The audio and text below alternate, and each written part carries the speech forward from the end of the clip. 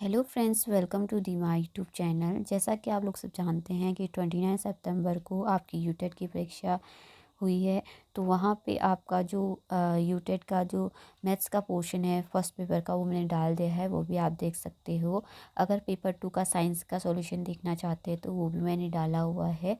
तो आज जो है पेपर 2 का जो मैथ्स का सॉल्यूशन वो मैं आपको बताने जा रही हूँ। तो शुरू करते हैं आज का जो पेपर 2 का सॉल्यूशन है। तो क्वेश्चन नंबर फर्स्ट है आपका, ये सेट आपका डी है, ठीक है। तो प्रणव एक आयताकार पार्क के चारों ओर दौड़ता है जिसकी लंबाई चौड़ाई से 6 गुना है। यदि प्रणव एक पार्क के 12 चक्कर लगाता है और इस प्रकार 3528 मीटर की दूरी तय करता है तो आपको पार्क की चौड़ाई ज्ञात करनी है। जैसे यहाँ पे मैंने सॉल्यूशन कर भी रखा है, तो इसी प्रकार से आप करिए। यहाँ पे जैसे दिया गया है कि लंबाई उसकी चौड़ाई की 6 गुना है, तो वो लंबाई इसको टू 6b यानी कि उसकी चौड़ाई के इक्वल लिख दी मैंने। और प्रणव 12 चक्कर लगाता है, तो मैंने क्या करा, किसके चक्कर लगाता होगा वो, उसकी परिधि के चक्कर लगाता होगा। अब ये समझ में आना है कि चक्कर किसका लगा रहे, तो चारों ओर किसके चक्कर लगाएगा, उसकी परिधि के। तो आयतकार है, आयतकार पार्क है, तो उसकी जो परिधि हो जाएगी 2 × L + B हो जाएगी, ठीक है। उस जो आयतकार पार्क की जो परिधि हो जाएगी। अब वो 12 चक्कर लगाता है तो गुणा 12 कर दूंगी जैसे मैंने किया है। और कुल इतने मीटर की दूरी कवर करता है, यानी कि परिधि इतना घूमता है, तो मैंने इतना लिख दिया। ठीक, इसके बाद मैंने इसको ऐसे ही कैलकुलेट किया। कैलकुलेट करने के बाद जो आपका आंसर आ रहा है वो आ रहा है 21 मीटर, ठीक है। Option number D. अगला क्वेश्चन है, निम्नलिखित में से कौन सा कथन गलत है। तो पहला है, यदि दो सरलरेखाएं उभयनिष्ठ बिंदु पर हो तो प्रतिच्छेदी रेखाएं कहलाती है, तो सही है। दूसरा है, दो सरलरेखाएं एक से अधिक बिंदु पर प्रतिच्छेद कर सकती है। तो दो से एक बिंदु है आपका यहाँ पे, दो सरल रेखाएं एक से अधिक बिंदुओं पर प्रतिच्छेद कर सकते, एक बिंदु यहाँ पे है। तो यहाँ पे क्या है, कहा गया कि दो सरल रेखाएं एक से अधिक बिंदुओं पर प्रतिच्छेद कर सकती। तो या एक तो या तो यहीं पे करेगी, या फिर अगर यहाँ पे कर रही होगी यहाँ पर करेगी, या फिर एक ही बिंदु पे करेगी, यानी कि अलग अलग बिंदु पे नहीं करेगी। तो ये हो गया गलत। तो option number B is your right answer. अगला है, x/y = 2 एंड 3x+2y/9x+5y का मान क्या होगा। तो जैसे इसको सॉल्व करते हैं वैसे ही करते हैं। जैसे x/y दिया है आपका 2.3, तो x कितना हो जाएगा 2.3y, और x 2.3y का मान मैं इस वाले पे रख दूंगी। तो ऐसे ही रखूँगी, तो x का मान कितना आ रहा था 2.3y+2y/9 × 2.3y+5y। तो इस 3 से एक 3 का 3 3 9 हो गया। तो 2y+2y यानी कि 4y हो गया। नीचे कितना हो गया, 3 दूना 6, 6y+5y कितना हो गया 11y। वाई से वाई कट गया तो 4:11, यानी कि ऑप्शन नंबर ए क्या हो जाएगा आपका राइट आंसर हो जाएगा। अगला क्वेश्चन है, दो संख्याओं का एचसीएफ और एलसीएम क्रमशः 12 और 72 है। यदि संख्याओं का अंतर 60 है तो बड़ी संख्या क्या होगी। मैंने क्या मानी, पहली संख्या x मानी, दूसरी संख्या क्या मान दूंगी x। यहाँ पे क्या देखा है, दो संख्याओं का अंतर दिया है, यहाँ पे x-y इसको टू कितना दे रखा है 60 दे रखा है। आप ये भी जानते हो कि एलसीएम इंटू एचसीएफ इसको टू क्या होता है, पहली संख्या इंटू दूसरी संख्या। ये भी आपको पता है कि पहली संख्या क्या होती है, जो एलसीएम और एचसीएफ का जो गुणनफल होता है वो उनकी दो संख्याओं के गुणनफल के बराबर होता है, ये आप लोगों को पता है। यदि दो संख्याओं का अंतर, पहली संख्या मैंने x मानी, दूसरी संख्या क्या मानूंगी मैं x-60 मान लूंगी, ठीक है। अंतर दिया गया है तो पहली संख्या x होगी, दूसरी संख्या कितनी हो x-60।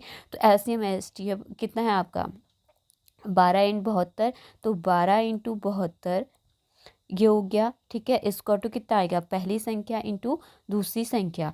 तो पहली संख्या कितनी हो जाएगी x इंटू x-6, इसको लिखोगे तो x² 6x माइनस को गुणा करके 864 आ रहा है। तो इसका जो पूरा सॉल्यूशन होगा, इसके गुणनखंड करूँगी, फैक्टर करूँगी, उसके बाद इसका आंसर कितना आ रहा है 24, ऑप्शन नंबर सी।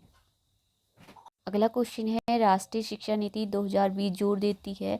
तो पहला ऑप्शन है पाठ्यक्रम का लचीलापन, दूसरा है पाठ्यक्रम का मानकीकरण तो नहीं होना चाहिए, पाठ्य पुस्तकों का डी संदर्भीकरण, चौथा है पाठ्य पुस्तक को रटकर याद करना, तो रटकर याद भी नहीं करना चाहिए, तो पाठ्यक्रम का लचीलापन तो होना ही चाहिए, फ्लेक्सिबल भी होना चाहिए, डी संदर्भीकरण देखना इसको एक बार आप भी।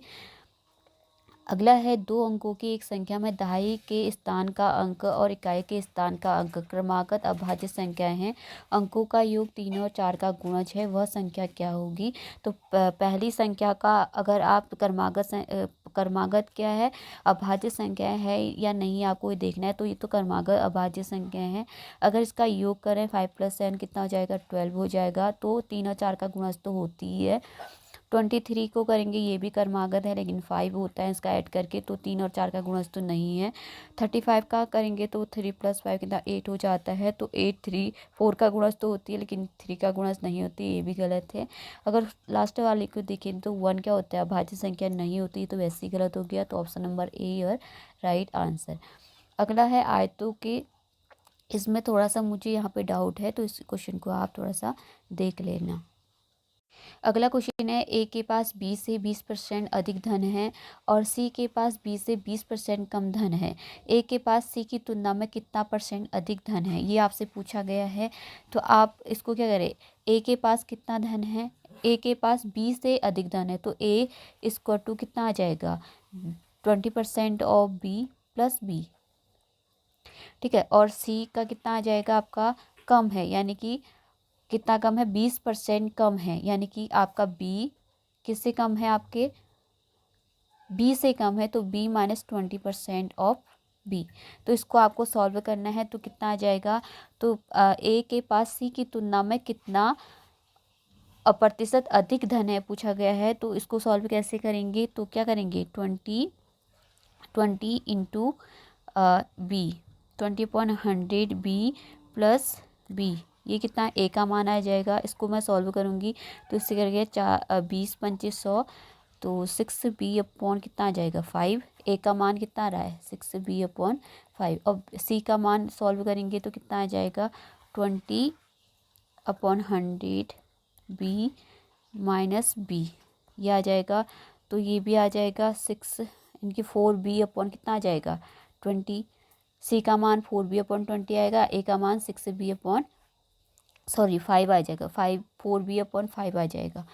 तो ए का मान कितना आ रहा था 6b/5 और सी का मान आ रहा था 4b/5। तो ए से कितना परसेंट अधिक धन है, तो क्या करेंगे, ए और सी को तो सबसे पहले ऊपर माइनस करेंगे अंश में, -4b/5 अपॉन कितना आ जाएगा, अपॉन जिसकी तुलना की गई हो, ए के पास सी की तुलना में, तो सी के पास कितना था, सी से तुलना की गई है, तो 4b/5, तो यहाँ पे आएगा b/5 इंटू 100 भी होगा क्योंकि परसेंटेज निकालना है आपको।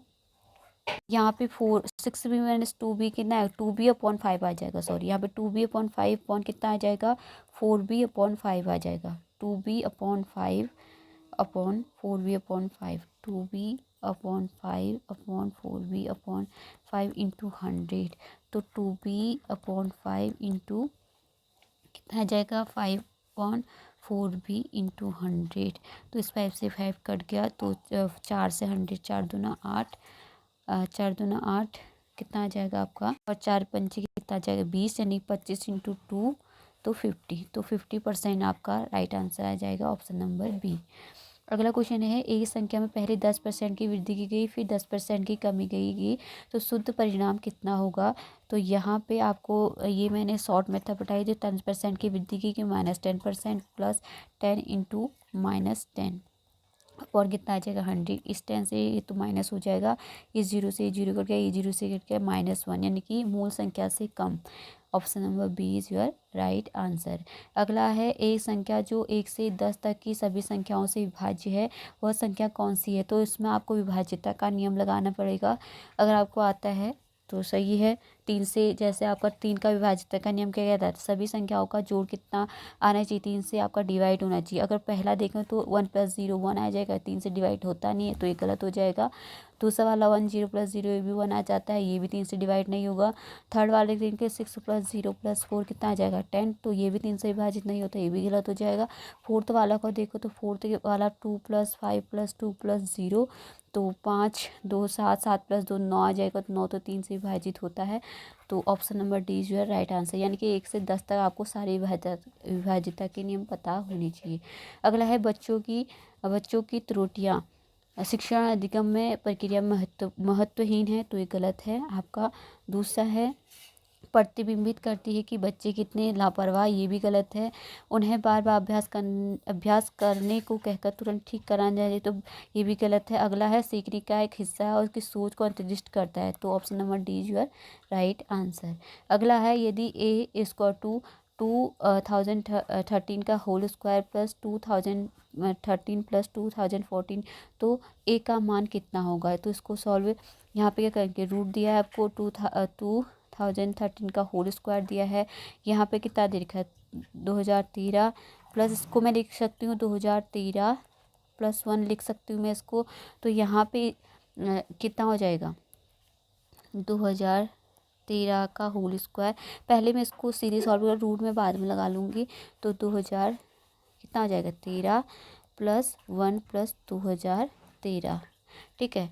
तो यहाँ पे आपको दिखाई दे रहा होगा ये 2013 का होल स्क्वायर प्लस, इसको मैं क्या लिख सकती हूँ, यहाँ पे आपका 1 है तो ये 1 को मैंने यहाँ पे लिख लिया, प्लस 2013 + 2013, ठीक है। तो फिर यहाँ पे कितना आएगा 2013 का होल स्क्वायर प्लस, इसको मैं 1 स्क्वायर भी लिख सकती हूँ, उसको मैं क्या लिख सकती हूँ 2 + 2 × 2013 × 1, ये a + b का होल स्क्वायर का फॉर्मूला बन रहा है।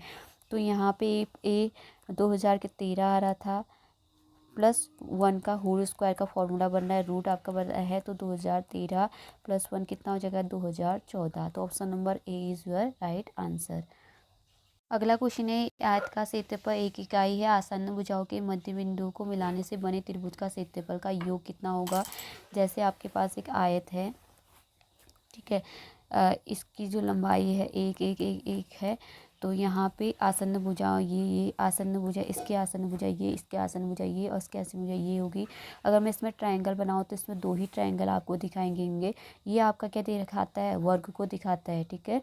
तो यहाँ इसकी लंबाई मुझे कितना होना चाहिए 1/4 आ जाएगी, क्योंकि इसकी 1/2 इसकी 1/2, इसको पाइथागोरस प्रमेय से हम सॉल्व करेंगे तो इसकी लंबाई 1/4 आ जाएगी। तो आयत का जो वर्ग का क्षेत्रफल कितना होता है, वर्ग का जो क्षेत्रफल होता है आपका, सॉरी इसको फिर से कर लेते हैं। यहाँ पे क्या दिया है आपका, एक आयत दिया गया है, तो इसको कर्ण की लंबाई निकालनी है मुझे, इसकी लंबाई निकालनी है, ये 1/2 हो जाएगा, ये भी 1/2 हो जाएगा, तो इसकी लंबाई कितनी हो जाएगी 1/2 का होल स्क्वायर प्लस 1/2 का होल स्क्वायर, तो यहाँ पे मैं x मानूँ तो x² = 2 हो जाएगा, ठीक है। तो 1/4 + 1/4 ये आ जाएगा, तो ये आ जाएगा 2/4, ठीक है। तो x² = कितना आ जाएगा आपका 2/4। अगर मैं इसको यहाँ पे रूट लेके आऊँ तो 2/√4, इसका तो 2 हो जाएगा, इसका रूट 2 कितना आ जाएगा 2 हो जाएगा। इस 2 से 2 कट गया तो कितनी बार कटा 1/√2 बार, यानी कि इसकी जो लंबाई हो जाएगी वो 1/4 थोड़ा सा गलत हो गया, इसकी लंबाई कितनी हो जाएगी 1/√2 इस वाले की। तो यहाँ पे एक वर्ग बन रहा है, तो वर्ग बन रहा है तो वर्ग का क्षेत्रफल क्या होता है, भुजा स्क्वायर होता है, साइड स्क्वायर, तो 1/√2 का होल स्क्वायर कितना हो जाएगा 1/2, यानी कि option number A is your right answer. अगला है सीखने की सर्वोत्तम स्थिति है, तो सीखने की सर्वोत्तम स्थिति क्या है, मध्यम उत्तेजना, कोई भय नहीं, कोई उत्तेजना नहीं, कोई भय नहीं, उच्च उत्तेजना, उच्च भय, कम उत्तेजना, अधिक भय। अब कम उत्तेजना तो हो नहीं सकती है, उच्च उत्तेजना, उच्च भय भी नहीं हो सकता, ये गलत हो गया। उच्च उत्तेजना नहीं, कोई भय नहीं, कोई भय, यहाँ उत्तेजना नहीं बोल रहा कि आपका जो उत्तेजना होनी चाहिए ज़्यादा नहीं होनी चाहिए, ये बोल रहा है। मेरे हिसाब से इसका आंसर ए होना चाहिए, इसको आप थोड़ा सा देख लीजिएगा। अगला है पी का मान ज्ञात कीजिए, लिए P plus one is equal to Q, Q plus one is equal to R, P plus Q is equal to 15 और Q plus R is equal to 17। तो इजी क्वेश्चन है। यहाँ पे P plus one is equal to कितना दे रखा है क्यू, और Q plus one is equal to कितना दे रखा है आर। सीधे सीधे मैं इसको पकड़ती हूँ, तो p plus Q is equal to कितना दे रखा है 50। मुझे p का मान निकालना है, तो p का मान निकालने के लिए मुझे यहाँ पे q का मान रखना पड़ेगा। तो q इजक्वल टू कितना होता है p, q इजक्वल टू हो गया आपका p प्लस वन। तो p प्लस वन मैं यहाँ पे रख दूँगी, तो p +1 इजक्वल टू कितना आ रहा है 15। तो यहाँ इसको मैं लेके जाऊँगी 2p इजक्वल टू कितना आ जाए 15, और माइनस प्लस वन भी है, तो ये यहाँ आएगा प्लस वन, तो यहाँ आके -1 हो जाएगा ये, तो 14। 2p इजक्वल टू कितना आ जाएगा, 2p इजक्वल टू कितना आ जाएगा 14, p इजक्वल टू कितना आ जाएगा 7। Option number D is your right answer.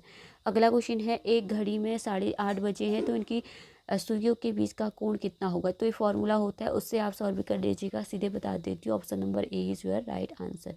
अगला है, निम्नलिखित में से कौन सा शिक्षण अधिगम सबसे अधिक प्रभावशाली है। तो कौन सा शिक्षण अधिगम प्रभावशाली है, बिना विश्लेषण के तो हम सीख नहीं सकते, नकल दोहराव भी नहीं हो सकता, रटना भी नहीं होता, तो अवधारणाओं के बीच संबंधी खोज। Option number D is your right answer. अगला क्वेश्चन है, 3 अलग अलग शहरों में रहने वाले लोगों की संख्या हजारों में, उन शहरों में पुरुषों, महिलाओं, बच्चों की संख्या नीचे दी गई। ये संख्या आपको दी गई है। तो आपका पूछा गया है फर्स्ट क्वेश्चन कि किस शहर में महिलाओं की संख्या सबसे कम है। तो सबसे कम संख्या आपकी महिलाओं का प्रतिशत इतना है, और हजारों में संख्या इतनी है। तो ऑप्शन नंबर बी क्या हो जाएगा, आपका राइट आंसर हो जाएगा। अगला है, सभी शहरों को मिलाकर बच्चों की औसत संख्या कितनी होगी। तो ये बहुत बड़ा क्वेश्चन बन जा रहा है। पहले आपको बच्चों का प्रतिशत दे रखा है, यहाँ पे हजारों में संख्या दे रखी है, कितने बच्चे निकाले, इससे निकाला, फिर यहाँ से मैं कितने बच्चे निकाला, फिर यहाँ से कितने, फिर आपने उसका औसत निकाल देना है। तो इसका जो आंसर आ रहा है आपका ऑप्शन नंबर सी आ रहा है। ठीक है। अगला क्वेश्चन है, शहर आर में पुरुषों की संख्या। तो आर का प्रतिशत निकालना है आपको, पुरुषों का प्रतिशत निकालना है आर में। तो आर वाला ये है, तो 40% निकालना है 46,080 का। तो कितना निकल रहा है आपका, सीधे आंसर बता देती हूँ, option number C is your right answer. अगला क्वेश्चन है, सोनू के पास 5 दर्जन ट्रॉफी है। उसने इनमें से 1/3 अमित को, 2/5 अमिता को और 1/12 हमीश दास को दे दी। सोनू के पास कितनी ट्रॉफी बची। अगर आपसे बोला जाए कि सोनू के पास 5 दर्जन है, तो 1 दर्जन में 12 होते, 5 दर्जन में कितना हो जाए, 5 दूना 10, 5 कम, यानी कि 60 ट्रॉफी है उसके पास। और 60 में से उसने क्या दी, 60 में से उसने अमित को कितनी दी, 1/3, यानी कि कितनी दी, 3 दूना 6, यानी कि 20 दे दी अमित को। और अमिता को कितनी दी, 60 का 2/5, यानी कि 5 का 5 दूना 10, यानी 24 ट्रॉफी उसको दे दी। उसके बाद उसने हमीश को कितनी दी, 60 इंटू 1/12, तो 12 पंचे 60, यानी कि 5 ट्रॉफियाँ उसने किसी को दे दी, हमीद को दी। टोटल इसने कितनी बार दी, 20 + 24 + 5, तो कितना हो जाएगा इसमें 9 और 4, यानी कि 49 ट्रॉफियाँ तो उसने दे दी है, 49 उसने दे दी। और उसके पास कुछ कितनी थी, 60 थी, तो माइनस उसके पास कितनी बची आपकी 11। Option number B is your right answer. अगला क्वेश्चन है, 15 दिनों में मिनटों की संख्या कितने घंटों की संख्या के बराबर होगी। तो आपको मिनटों की संख्या घंटों की संख्या के हिसाब से करना है, तो सीधे बता देते हो आंसर 6 आवर। अगला है, 6, 7, 8, 9 और 10 से पूर्णतः विभाजित होने वाली सबसे 5 अंकों की सबसे छोटी संख्या कितनी होगी। तो आपको इसका एलसीएम निकालना है, उस हिसाब से करना है, तो आपका हो जाएगा option number A is your right answer. अगला है, 6 घंटे क्रमशः 3, 5, 8, 9 और 12 और 15 सेकेंड के अंतराल पर बजाई जाती है। फिर 24 घंटे में कितनी बार बचेगी। तो आपका इसका एलसीएम निकालना है, और 24 घंटे में आपका 6 मिनट में एक बार बज रही है, आपका 6 मिनट में एक बार बज रही है, ऐसा कुछ आ रहा था। तो यहाँ पे option number D is your right answer, 240 बार। अगला है, 1 + 1/11/10 + 11/100 111/1000, कुछ इस प्रकार का मान निकालना है। तो उसका मान निकाल के आपका कितना आ रहा है, 2.3321। तो option number B is your right answer. अगला क्वेश्चन है, 3 से 1/4 किग्रा चीनी से 1/16 किग्रा चीनी के कितने पैकेट बनाए जा सकते हैं। तो इसको सरल इजी क्वेश्चन है। तो चिंच को बारीक 13 बट्टे कितना आ जाएगा 4 से 1/16 के कितने पैकेट बनाए जा सकते हैं। तो 13/4 गुणा 1/16.1, तो ये 4 से 4 चौके 100, 4 तियाँ 12, 4 कम 4 5, यानी कि 52। Option number B is your right answer. अगला है, पूर्ण वर्ग प्राप्त करने के लिए इतना जो संख्या दी गई है आपको को न्यूनतम संख्या कितनी जोड़ी चाहिए, तो न्यूनतम संख्या 1612 जोड़ी चाहिए चाहिए। Option number B is your right answer. अगला है एक प्राकृतिक संख्या जो उनके गुणनखंडों के योग के बराबर होती है कहलाती है, तो क्या कहलाती है वो, परफेक्ट नंबर यानी कि संपूर्ण संख्या कहलाती है। Option number A is your right answer. अगला है 91 लास्ट क्वेश्चन, कक्षा में लड़कों में गणित में लड़कियों की तुलना में बहुत अच्छा प्रदर्शन करने की क्षमता होती है, तो ये तो हो गया कथन गलत। दूसरा कथन क्या है, गणितीय तर्क वैज्ञानिक क्षमता लड़कियों की तुलना में लड़कों में स्वाभाविक रूप से आ जाती है, ये भी हो गया गलत। तो ऑप्शन दोनों गलत लग रहे हैं मुझे, a right answer is D. I hope कि आपको वीडियो पसंद आएगी। वीडियो पसंद आई है तो प्लीज़ लाइक करें, शेयर करें और सब्सक्राइब करें। Thank you so much.